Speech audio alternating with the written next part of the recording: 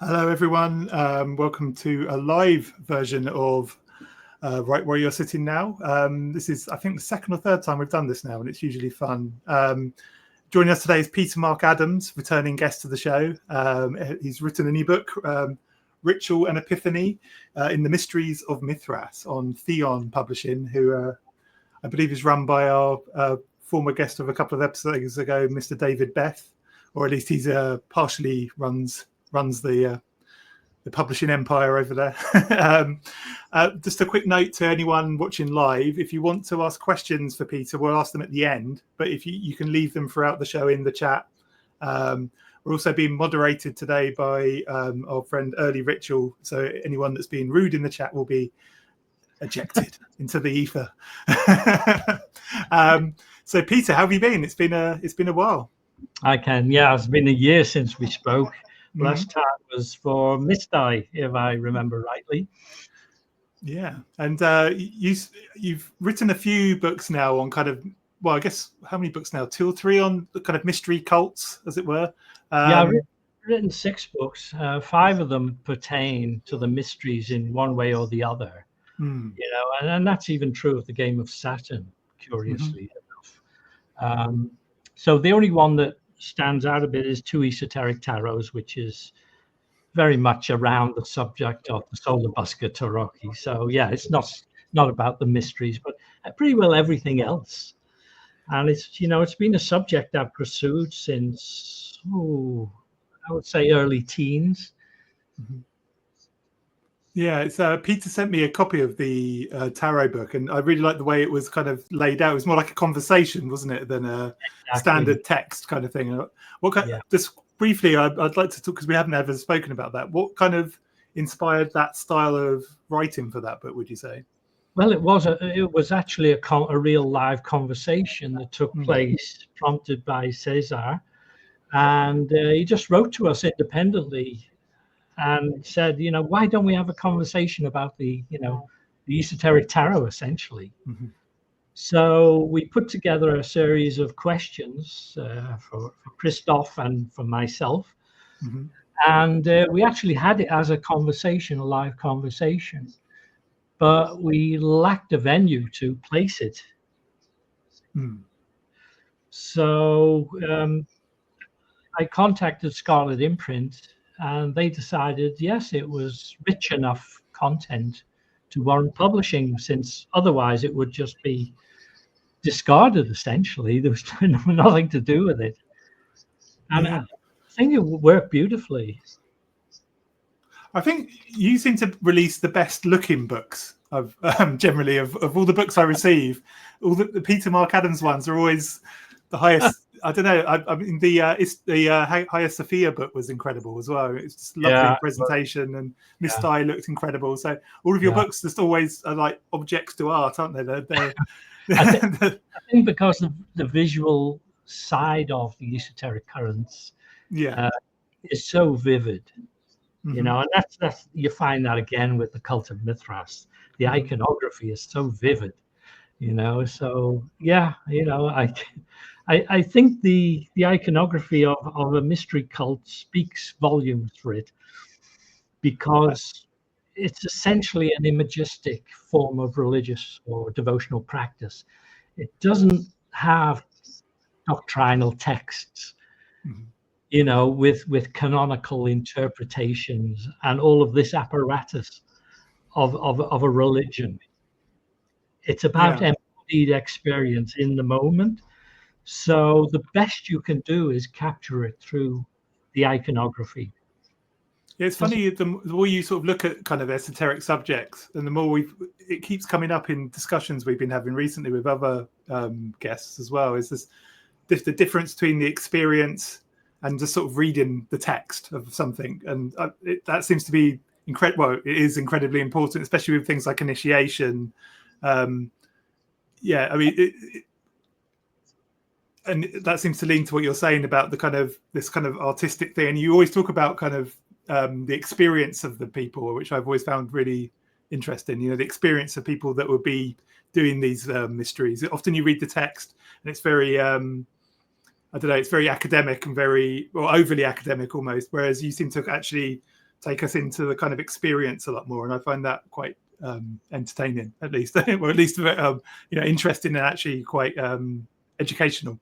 Yeah, I mean, these accounts do exist, and they exist for cults that operate today. But as you say, they're kind of the third rail as far as academic scholarship goes. So yeah. No, and that distancing themselves from what is within that cult, its most important, its core, its entire rationale. Once you kind of eliminate that from the study of the cult, you've cut its heart out. Let's face it. We always talk.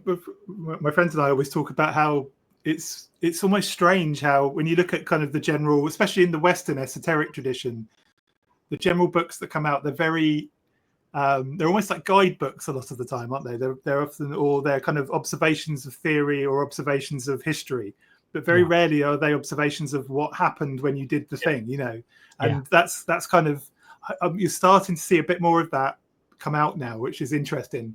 But to me, that's rich. I'd much prefer to have more of that. Yeah, it's thick description. And I think, unfortunately, a lot of anthropologists who've encountered powerful ritual processes as part of their kind of observer participant role have eliminated the effects that they experienced simply because in a Western academic context, nonsense. Yeah, it's true. So let's talk about. Yeah, they're regulating. It's been filtered out, except for very notable exceptions. Yeah, it's interesting, isn't it? So let's talk about the new book. What kind of brought you to Mithras and the cult of Mithras in particular? What I guess it seems to follow your kind of line of work, but is what in particular about this subject drew you to write a book about it? I have no idea. I mean, since I was in my teens, the subject of the mysteries has been kind of central to my research, to my interest. But it's not really accountable. It just seems to me that this is the living heart of the esoteric tradition in its most condensed form. The mystery cults kind of carry the metaphysical and experiential and core of what it means to have or to be engaged with an esoteric current. And that for me is sufficient rationale. I chase the mystery cults, whether it's Vajrayana, whether it's Egyptian mystery ritual. I just go from one to the other, and each exercise deepens my understanding. So it's kind of a cumulative effect.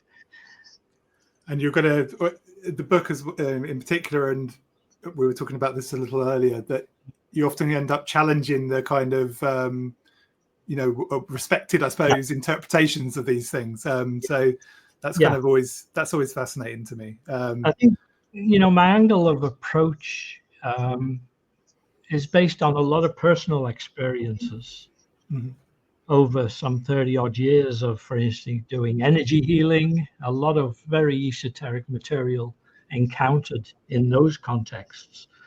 And on top of that, the ethnography of intensive ritual practices has been a huge determinant in how I approach them. So I have a concept of what it means to be initiated into a mystery cult based on the ancient writings, what they've said about it, about the experience of it.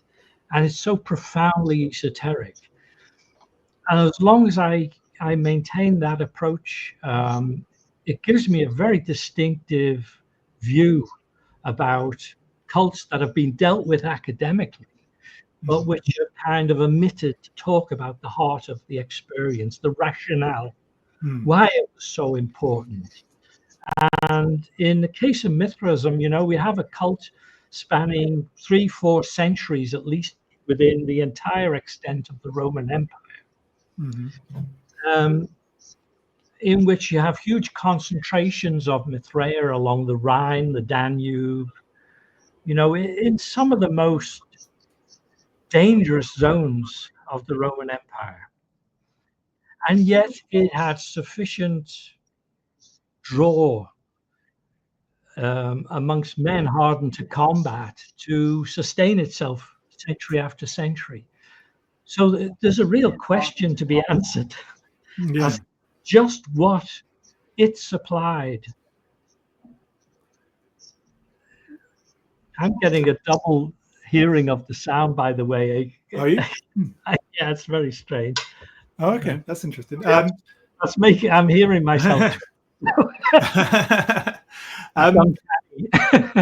Okay. Anyway, so if we're tracing Mithras back to its kind of root, where did you find yourself? I mean, because this seems to be a bit of a debated kind of topic generally, doesn't it?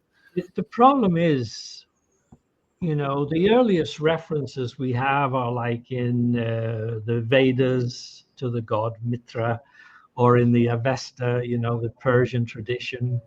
But we also have Anatolian tradition.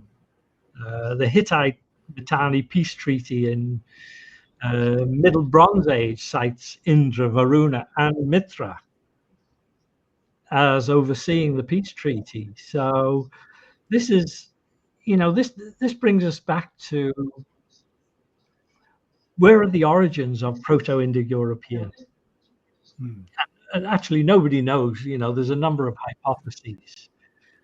But the fact is that all of the languages within the Indo-European, Indo-Aryan, Indo group of languages, which covers a vast swathe of the, from like, I don't know, Scandinavia to middle of the Indian subcontinent,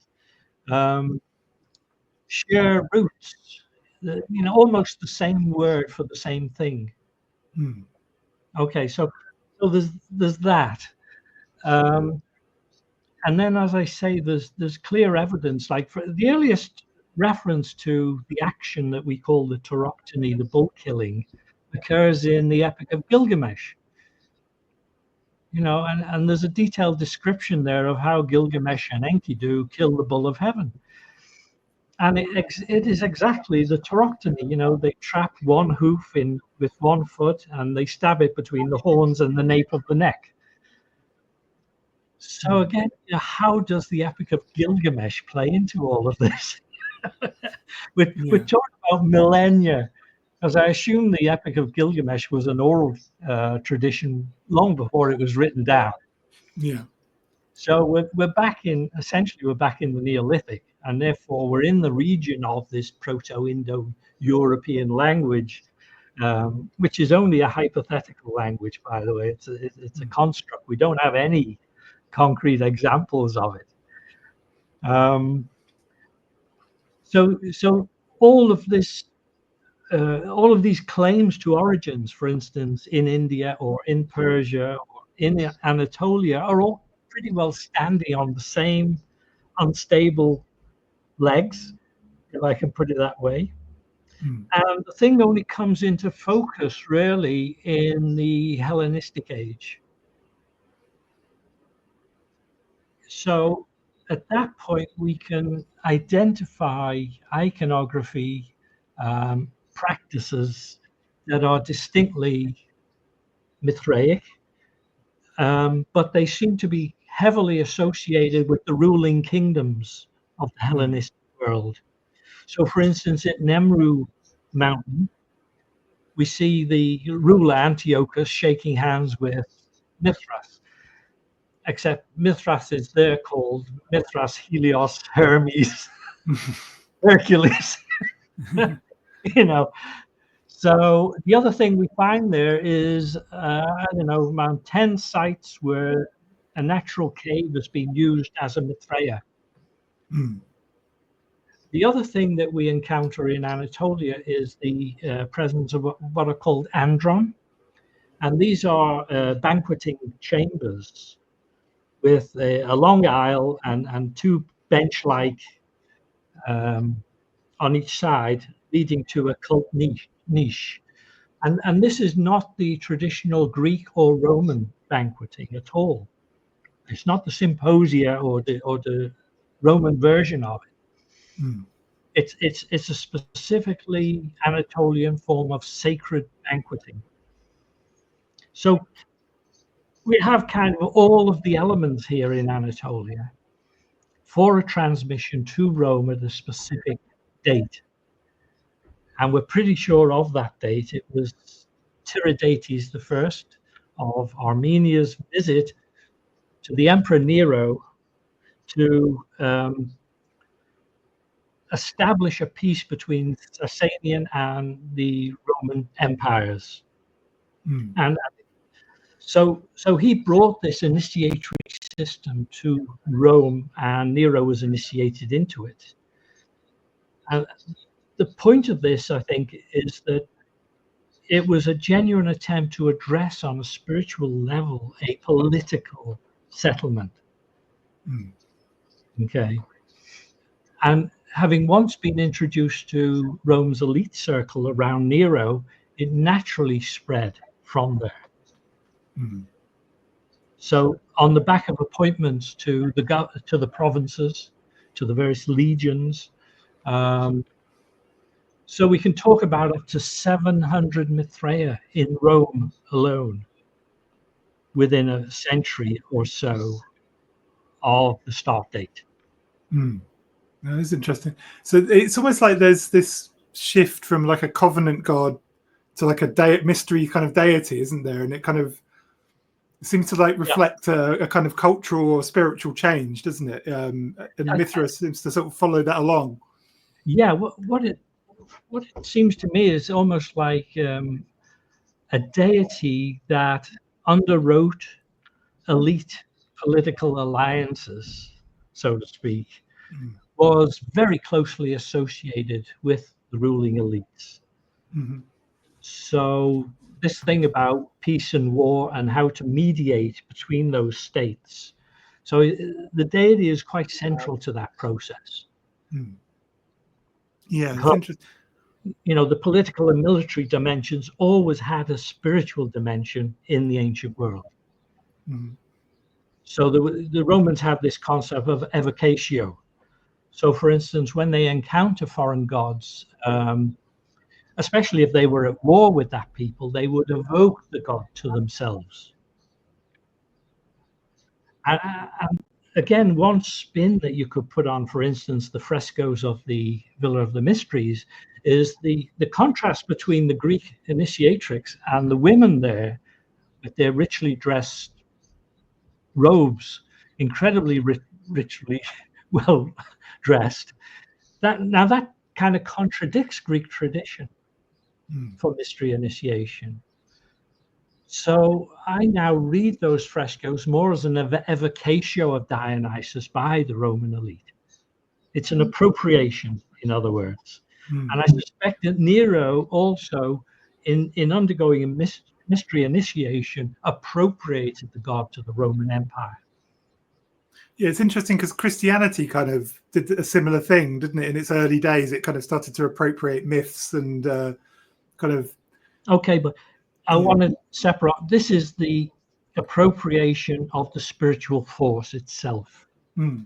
Yeah. So true. it becomes Roman, whereas the Christians are borrowing elements. They turn Jesus into a classic Middle Eastern vegetation god, for instance. You know, he dies and rises again. This idea, which, you know, the Jewish Christians in Jerusalem, of course, the members of Jesus's family found outrageous. Yeah. Yeah, it's interesting.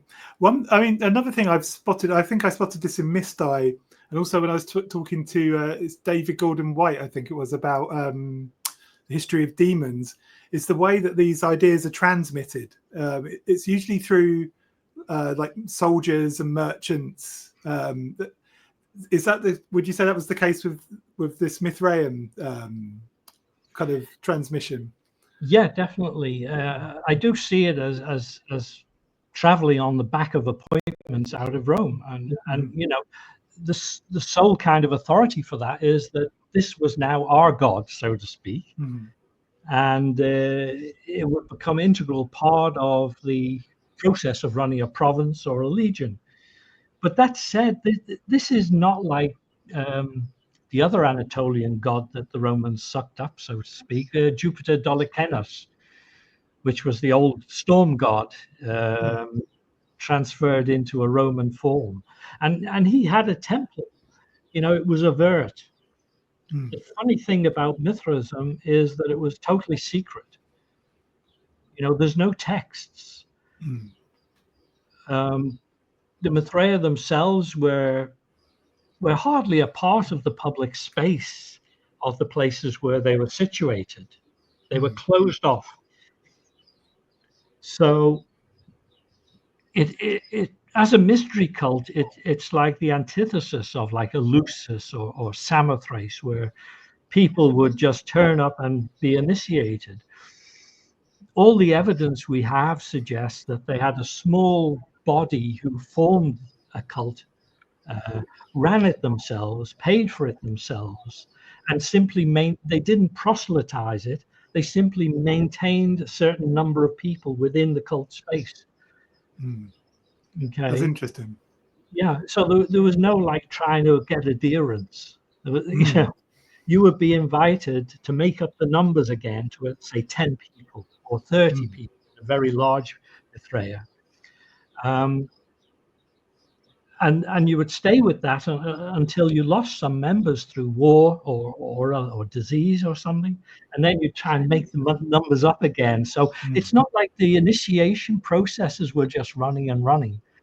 You know, like Saturn every year. You know, you turn up, you get 2 initiation rituals, purification, and whap, bang, the full deal, all in one day. Okay, yeah, you know, I do wonder if some modern societies could learn something from that, you know, from not having to get the numbers up all the time. Yeah. So these were powerfully devotional spaces. And I suspect the continuity in their membership, you know, a real hardcore, let's say, of members ensured or guaranteed the efficacy of the ritual process. Yeah, so I suppose if you're selected, you're probably more likely to be vetted as well. Vetted to be someone that would be sort of engaged with the initiation and engaged with the Mithraic kind of practice. So therefore would then be willing to transmit it when needed, kind of thing, accurately. So that's kind of an interesting way of doing it, isn't it? So the other thing is that, you know, given the static nature, there was no way there were 7 grades of initiation and you pass through all 7. It doesn't make any sense historically or metaphysically. So where do you think that came from then, the 7 grades? Well, the idea of the 7 grades? There were 7 grades, but they're largely a way of self-administering a cult apparatus. Okay, so in every cult, you need a small number of sacerdotal members. And then the rest of the people are just there for the, you know, the community, the process, the spiritual process. Okay. So I'm arguing, and this was first argued by Manfred Klaus, actually, it's not original to me, is the bulk of the members would have just been the grade 3 soldier. The grades leading to that were the preparation. So you select somebody, but you need to test them before you can be sure they're going to fit into this tight community. So that'll be the initial, almost like hazing style entry point. Then you need to do the purification processes. And whether you're in Eleusis, Samothrace, or cult of Dionysus, the purification process is pretty well the same. In Mithraism, you get purified by water and then by fire. And having undergone that, you can then be initiated to the deity itself. Mm. Okay? There's no other initiation required unless you want to become one of the very few sacerdotal members. Mm. And when you join the sacerdotal people, you're responsible for running that cult. Mm. You have to find the money, you have to make the premises, have the temple furniture fabricated. You have to run the thing. Mm. So the Mithraic pater is assisted by two people essentially, the Sun Runner and the Persian. Mm. These are like the top three grades. And I would imagine if somebody then wanted to run their own Mithraea, from the Lions to the Persian or their Sun Runner, someone in that level could peel off and establish another Mithraea. Mm. They would have sufficient administrative and also the spiritual connection to do so. But the idea that everyone has to move through all these grades, I mean, with a very static community, you would end up with everyone as a pater, so what's the point of the grades? It doesn't make much sense, Mm. So one thing that really stood out was there seems to be a significance to caves with mystery. I'm getting the words Mithraism. Yeah. There we go. Yeah. Could you talk to that a little bit? Well, in long-standing Anatolian cult practice is to use mountain peaks and caves. It's normal, and that's why so many of the Anatolian Mithraea can be found in caves, which may have been initially used for the cult of the goddess, but then at some point they've been modified with these benches and cult niches and everything to support the cult of Mithras. So it is native Anatolian ritual practice, mountain peaks and caves, quite normalized. And that's why when they transferred the cult to Rome, they had to build these semi-underground Mithraea, okay, or put them in basements. And yet they still call them caves. They call them spelea. Even though they're totally constructed places, they call them caves. So that's like the connection back to Anatolia there. Another thing I'd like to mention, because we just talked about the grades, there's a metaphysical reason why I say you don't pass through 7 grades. Because the whole point of a mystery cult is to introduce the person to the deity. That's what it does. That's the one unyielding thing that every mystery cult aspires to do and performs. The deity doesn't exist in the planetary spheres, and each grade is connected to one of the planetary spheres. Yeah. So if you get mystery initiation with the old model of the 7 planetary levels or circles, beyond that, the sphere of the fixed stars, and beyond that, the hypercelestial or supercelestial space of the gods. So the whole point of mystery initiation was to take the initiate and project them through the planetary spheres directly into contact with the hyper or supercelestial deity. So an initiation for each planetary makes no sense whatsoever. They're not doing planetary magic. No. It's mystery cult, full on introduction to the deity itself.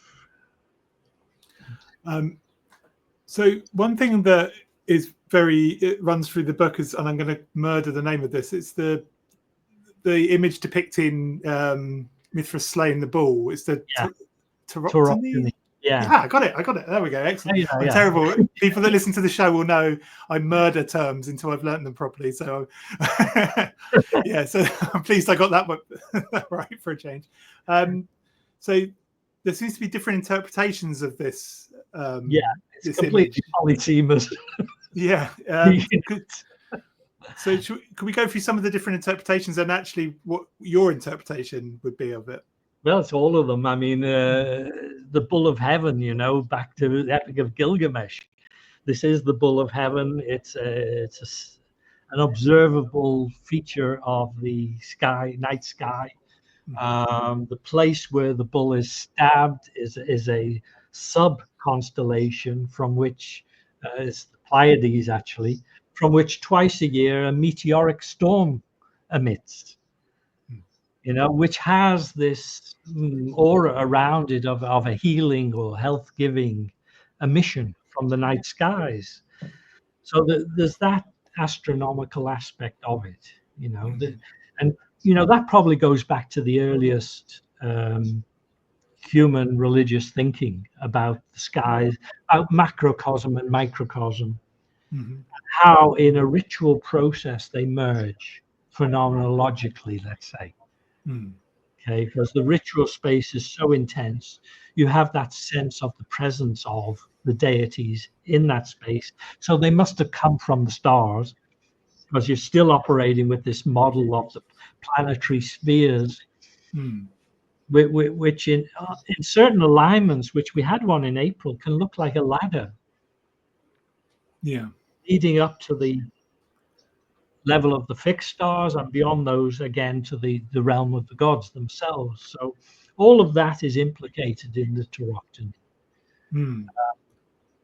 And that would account for the fact that the figure of Mithras is the constellation Perseus. And of course, Mithras and Perseus had, as David Delancey has pointed out, a connection in southern Anatolia, strong connection between the two. So that's like the astral level. And then we come to a level of, let's say, psychological meaning. So from that perspective, the bull has traditionally represented what we may call the base human desires, drives, you know, the power of the natural force within ourselves. And as such, it's always been seen as limiting one's access to the spiritual path. Because as long as those drives are driving one's behavior minute to minute, day to day, you know, is there a spiritual path left open to oneself, you know? And it's like, you know, Plato's Phaedrus, for instance, they open with this question. It says, you know, given our drives, our natural drives and desires, how is the spiritual life even possible? Yeah. So, you know, clearly this notion of mastering these forces is integral part of it. And Tauroctony doesn't depict a sacrifice. That's not how you sacrifice a bull. And anyone in that day and age who's seen a bull sacrifice, which they would know it was not being sacrificed. It was being weakened, rather like a bullfight, where the bull is stabbed in that part of the neck or shoulder. So it's clearly, you know, it's clearly not a sacrificial, although in another deeper sense, it is a sacrifice, because what we're seeing here is the reduction of the force inherent within the bull to a higher order of meaning. And that's pretty well exactly what a mystery cult provides, what it gives a person. You encounter something totally beyond your persona as an independent order of higher order intelligence and meaning. And you bring that back to you because you cannot sustain those states of awareness.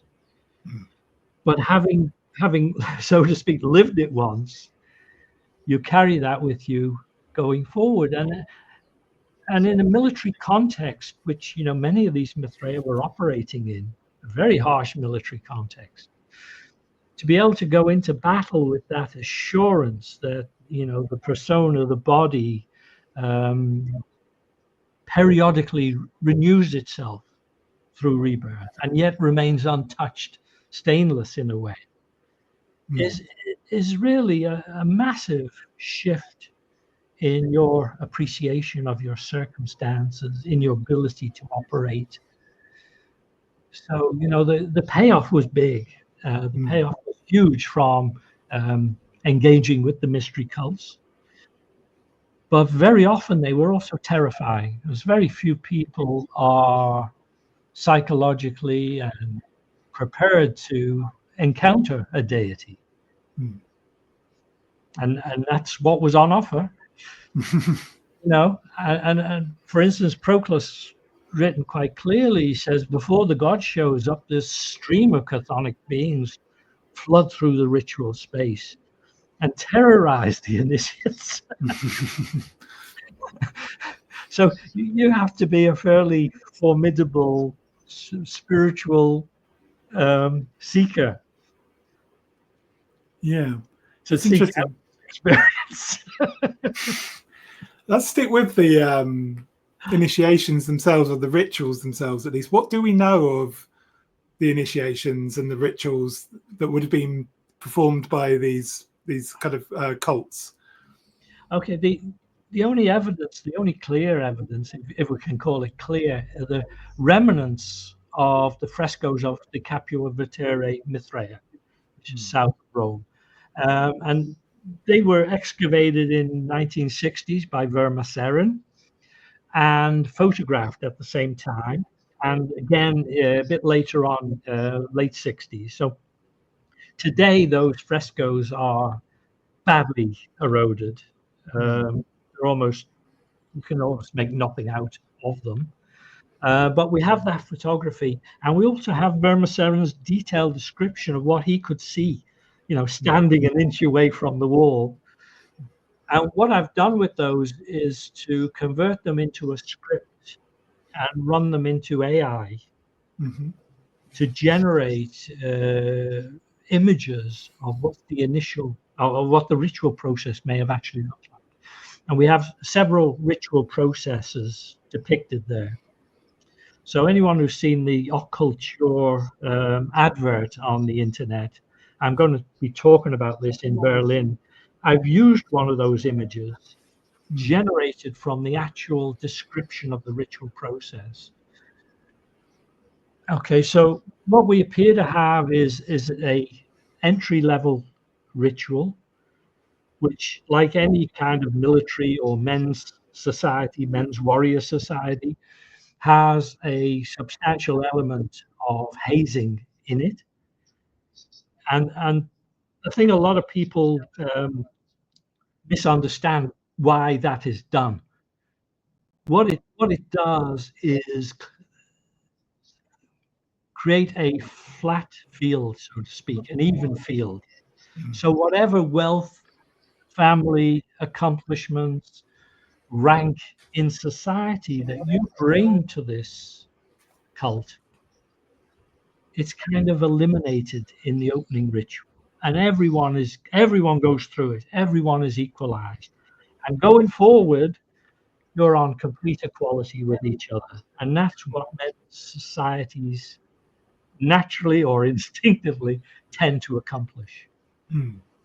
This is what makes the brotherhood, and it's very much characteristic of special units of any bunch of men who have to work together towards a common aim or run a cult. This is how we manage that process. So you break down to the basics that you all share together, and there's no standing on authority. You have first amongst equals, of course, but on a psychological level, nobody is better or worse than anyone else. So that's kind of what the first ritual, I think, sought to achieve.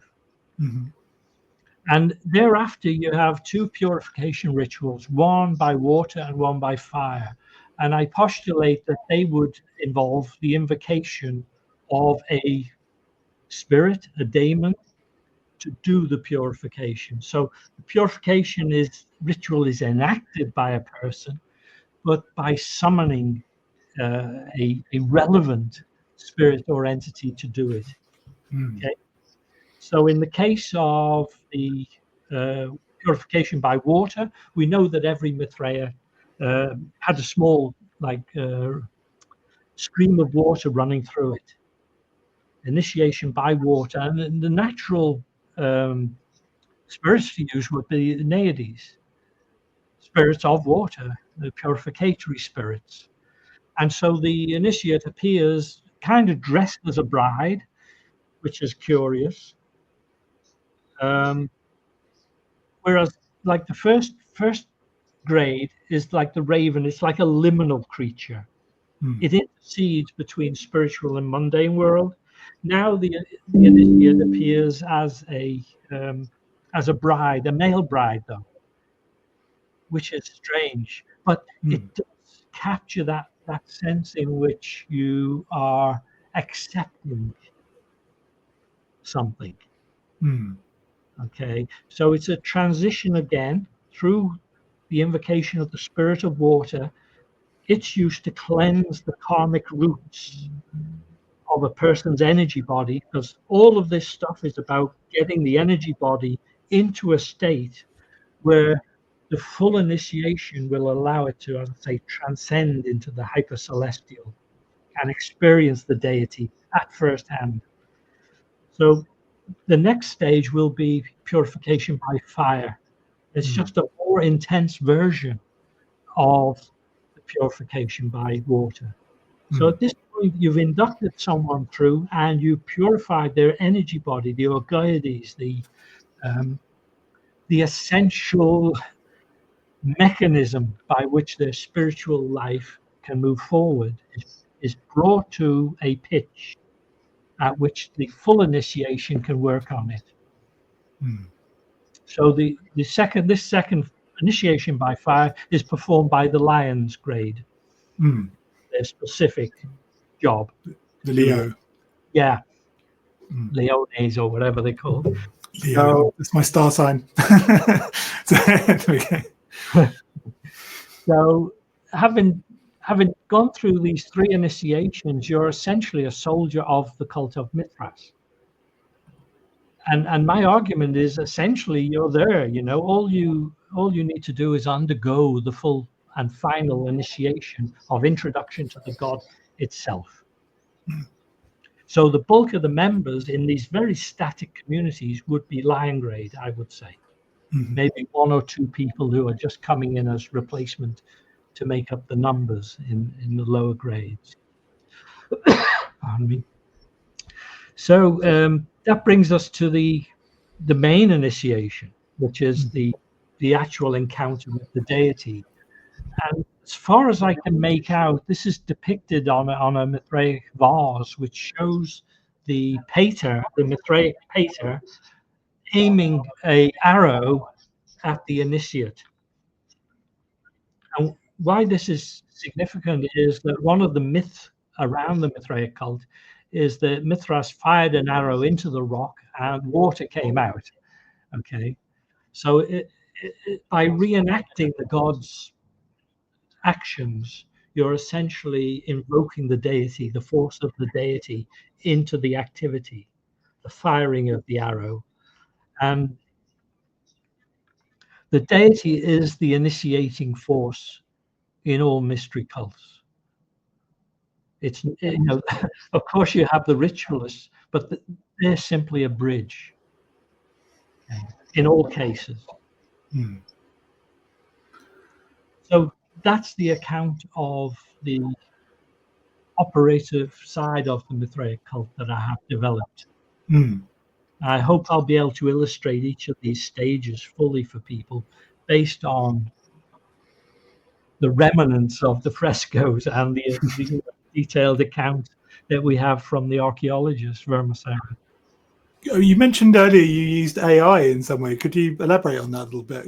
That sounds well, AI is driven by a script, and the more detailed the script is, the more the fuller the visual imagery it's capable of generating.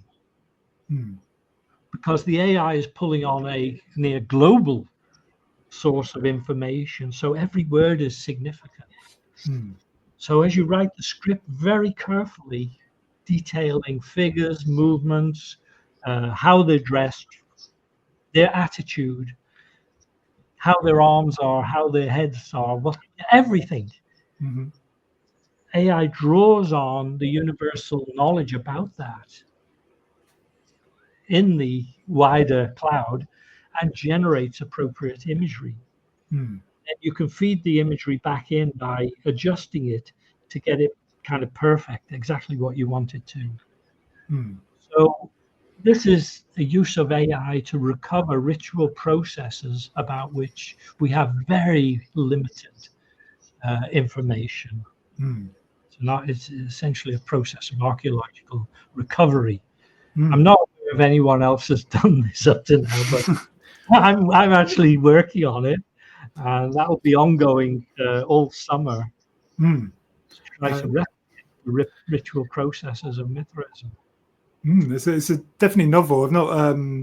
I've not seen other people in the space use that, but it's a clever. I think it's a valid way of doing things, isn't it? Oh, absolutely. Yeah, because you only have to tell it Roman helmet, and it knows exactly how one should look. And then when you see what it generates, you can say, okay, without the plume or with the plume. You just adjust it. It's drawing on all the information that our cultures have amassed. Countless texts and images in the larger sphere. Yeah, so going back to the initiation, the rituals rather, and we were talking earlier about how because there were fairly small groups and didn't seem to want to kind of influence the larger, especially Roman kind of society, I suppose. Yeah. Did they have any effect on later kind of like things like Christianity? Did it trickle into any of the other kind of religions or cults of the age? Well, some of the early church fathers wrote to condemn it or to mock aspects of the rituals that they had become aware of. But apart from that, I'm not aware of any cross, fertilization, so to speak. I think the parallelization of Mithraism and Christianity is mistaken largely. This thing about Mithras was born on the 25th of December, which is Christ's birthday. I mean, it's nonsense.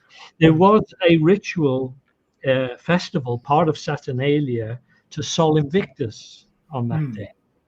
But Mithras is not Sol Invictus. They're two different deities. And Sol Invictus became a title. I mean, even generals used the title Sol Invictus, or certainly emperors used that title. So, there's a lot of confusion about, see, basically around the 5th century CE, Mithraism died effectively. Christianity and the instrument of the state-church alliance that started in the 4th century with Theodosius and then under Justinian really took on steam, drew everyone from the cults.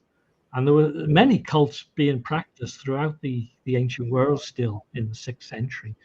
But it kind of drew them, just as it sucked the life out of the Gnostic sects. It suppressed them. It also suppressed other forms of Christianity, the Arian tradition and various traditions all became orthodox. So it kind of barged aside other Christianities and the remnants of the pagan cults. So essentially, Mithraism disappeared at that point and didn't resurface until probably the 15th century, on the back of the recovery of classical literature in the Renaissance and the early antiquarian efforts to dig up Roman remains, really got going in the 14th and 15th centuries. So it disappeared for 1,000 years. And in that 1,000 years, you have the emergence of the, Roman Catholic Church, you have the Reformation and Counter-Reformation, all of this stuff going on, and it's largely ignorant of Mithraism. I say just the snippets in the Church Fathers kind of making fun of it was about all they had, because Mithraism had no doctrinal text. It has not. Everything, whatever you can find within the Mithraea when you excavate it, that's it. So it's frescoes, writing on the wall, some cult objects. They found out about a lot digging up the deposits of the bones and everything from the meals, from the banquets. A lot of chicken apparently was consumed. And it makes sense in a small Mithraea. You're not going to be like sacrificing a bull and butchering it, in a room just big enough for 10 people. In a cave, yeah. So there are these kind of existing sort of comparisons, aren't there, between, you were talking about the 25th of December. You always see that with Horus, don't you, and Jesus as well. And it's often used to pump conspiracy theories more than anything, really. We've all watched those. So, but one of them that was interesting was there's like a Neoplatonic comparison between, well, it's kind of like Mithras being this kind of bridging entity, and kind of like it gets compared to like the Demiurge and things like this, or the Logos, that kind of. Could you talk to that a little bit, because I find that interesting? One of the things that I discovered when I examined there's three great pieces of iconography that kind of define Mithraism: the bull killing, so-called Tauroctony, the banqueting scene, in which the table is laid with the bull's hide, so to speak. And then the other one is what's called the rock birth. Okay. So when I examined each of these pieces in detail, especially the bull killing and the rock birth, it's entirely a visualization of the Orphic fragments that we have. There's nothing in the iconography of Mithraism which you cannot find in the Orphic fragments. That for me was a significant kind of insight all of a sudden, because given my argument that we first really encountered the cult in a recognizable form in Anatolia, and especially amongst the Hellenistic kingdoms from the 4th, 5th century BCE.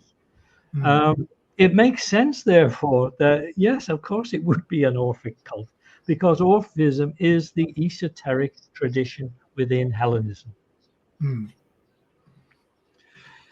So, really the book examines this connection, and this now sheds new light on one of the most important texts that we have that describes the iconography of Mithraism, which is Porphyry's On the Cave of the Nymphs. Now, most academics say, yes, this is a Neoplatonic text, therefore it can have nothing. It's a superimposition on top of Mithraism. There's no connection between the two. Well, my argument now is undermining that. I'm saying, no, Mithraism is a form of Orphism in all its essential features. Its iconography depicts the Orphic fragments we have. And Porphyry, of course, was a student of Plotinus. And Plotinus taught in Rome for like quarter century, I think. He's one of the founding figures of Neoplatonism. And he taught to the Roman elite. One of the emperors was his, closest kind of supporter. And therefore, the circle around the emperor would have been. And when he died, Porphyry kind of picked up the reins of this tradition and continued in Rome and had pretty well access to the same circle. Now, at this time, there would have been, as I say, several hundred Mithraea in Rome. And we know that they fashioned some of the most expensive marble representations of the Tauroctony because the Louvre is full of them. Yeah. Mm-hmm. And that includes the rock birth and the fire god, you know, with the snake wound round him and all of this. All of this statuary was fashioned by the elite of Rome. Mm. It's inconceivable that the esotericists, the Roman esotericists amongst the elite, would not have known Porphyry and Plotinus. Mm. And it's inconceivable as well that Porphyry would not have understood exactly what Mithraism was and was possibly an initiate himself, and therefore could write on the Cave of the Nymphs, describing how the iconography ties in with Orphism. Or Neoplatonism, as it's called in academic circles. But essentially, it's Orphism. So again, this is a kind of a lot of people are going to have a lot of difficulty accepting this stuff. Yeah. Back to the game of Saturn days, you know. It's still unmentionable in academic circles, although apparently at the Warburg Institute's tarot exhibition a couple of months ago, they did this, and they had a conference following on. The work I did in the game of Saturn was cited very positively. So it's only taken 10 years. They can be a bit slow to take on things, can't they, in academia? I've discovered this myself. But yeah. So the sort of... So did I answer your question or not? Yes, you did. Yeah. The kind of Mithraic symbols they've certainly lived on, haven't they, through modern kind of esoteric groups. In some ways, like Hermeticism, I'm thinking of Freemasonry, even Thelema to a degree. Could you talk a bit to that, like how that's kind of... Let me cycle back to that, Ken. I wanted to add one more thing. You were asking about the connection of Mithraism with Demiurge. Oh, that's it. Sorry. Yeah, good point. Yeah. So what I'm saying is that all of the mystery cults sought to project the soul, let's put it that way, let's use that metaphor, through the planetary spheres into the realm of the hypercelestial, where the god dwells. The god that dwells there is the god of the golden age, Kronos, or the non-planetary Saturn, the Roman equivalent, okay? And that deity is the Demiurge. Okay, but this is a Hellenistic and Orphic context. It's not dualistic. Dualism comes in with Gnostic Christianity and, you know, splits the world into evil and good. And that meme has become a significant one in Western esoteric thinking. But it's ahistorical. It's very much a Christian mentality projected onto materials, that's to say iconographies, that are non-dualistic. The whole point of the mystery cult was to give you an experience of non-dual awareness, which is the peak of any mystical experience. So that when you merge with the deity, you experience the deity's state of consciousness, which is non-dual. So this attempt to, so to speak, the evil demiurge, and then we get the Anunnaki, and then we get the rulers, the hidden rulers of the planet, narrative is all based on this Christian attempt to assert an absolute metaphysical evil existing. You know, and of course, for many of us, that's nonsense. Yeah. You know, there isn't a Satan, so you can't have Satanism. No. You know, it's just nonsense unless you have, you know, Luciferianism. Okay, that's a radical figure, a liberating figure, liberating narrative. But the the Christian attempt to assert an absolute metaphysical evil is fundamentally debilitating for anyone's spiritual life, at least in my opinion. Okay, so I wanted to tie that up. That was the last. I knew on the previous. Yeah, there we go. So going back, the question I had after that was like how the kind of symbology of Mithraism, or the kind of, at least the perceived interpretation of it at that time, kind of had it was kind of picked up a bit later on, wasn't it, by more modern esotericism? Yeah, well, I think Freemasonry sought to think that, you know, its roots were kind of in Mithraism to an extent. Of course, you know, it's impossible to establish that. Yeah. You know, you can do so with a kind of esoteric argument, so to speak, that, you know, there's a hidden current. Mm-hmm. And that has a lot of validity, but you can't do it historically. No. So the other problem, I think, is an attempt to reconstruct a Mithraic cult operation in the modern day and age. And I don't say it's impossible. Nothing is impossible, but very few people have the devotional background to make an independent connection to a deity sufficient to drive the initiation processes. You can always, so to speak, reenact Mithraic-like rituals and get dressed up and do it. But I distinguish intensive rituals from theatrical rituals, you know. And intensive rituals have generate a distinct ritual space in which you have a collapsing of temporal and dimensional planes. Okay. And it's in spaces like that that you have the interaction with not other dimensional entities and beings. Okay. But again, how many people are capable of generating that kind of space? It really takes some special qualities.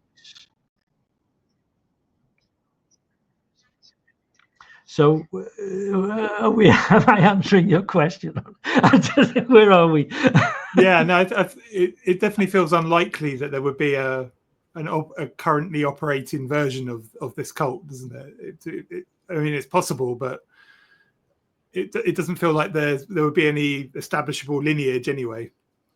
Yeah, but as I say, lineage can be recovered, but it requires a kind of devotional dedication that's quite foreign to modern life, and quite foreign to the levels of interruption and information overflow, you know, that we're all subject to. Yeah, true. So how many people want to go off into a wilderness for, you know, allow their persona to collapse, you know, and come out with something that they can offer, you know, other people. It's doable, and there are initiatory traditions in the world today. All the Vajrayana is based upon it. That's massively powerful, but it requires, again, dedication. You have to take oaths, and again, an oath. A lot of us can take oaths, but keeping to them afterwards, problematic part. Yeah, you know? They're a lot easier to break in this day and age, aren't they? I think one of the, I mean, we've sort of skirted around it a little bit, but one of the things that really interested me in the book was the Saturn kind of connection. And you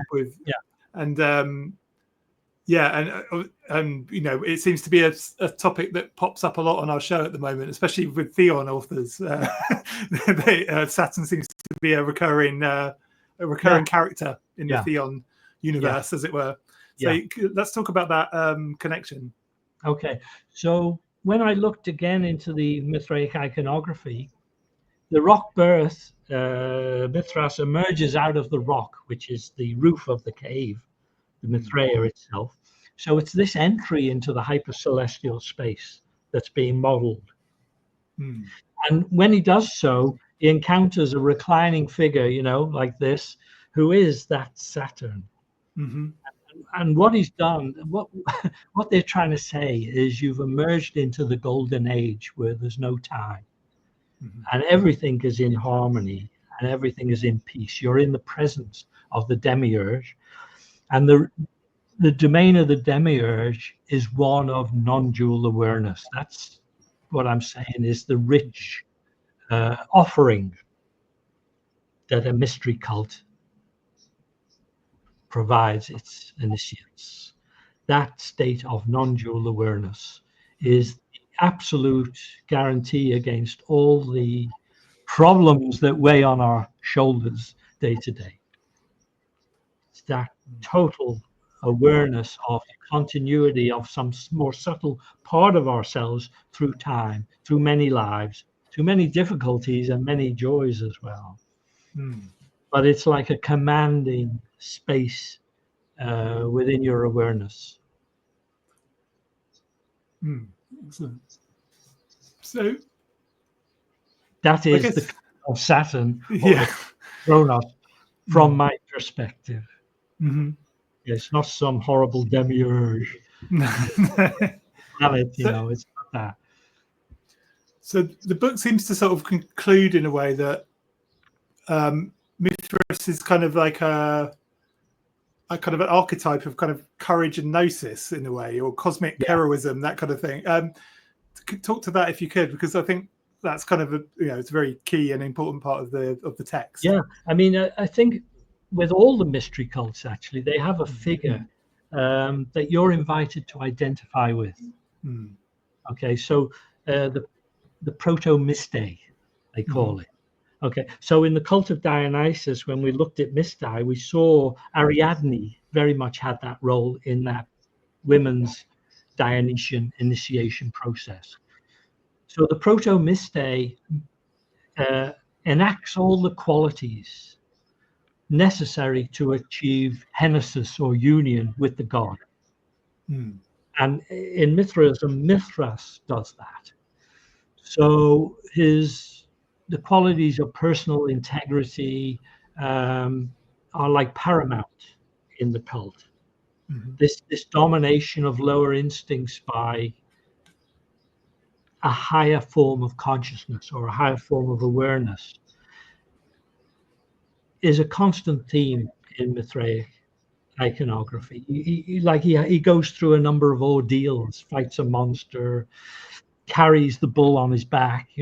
It's an image of powerful endurance and fundamental integrity as a precondition for being able to enact henosis or union with the deity. And that's only achieved through purifying the energy body.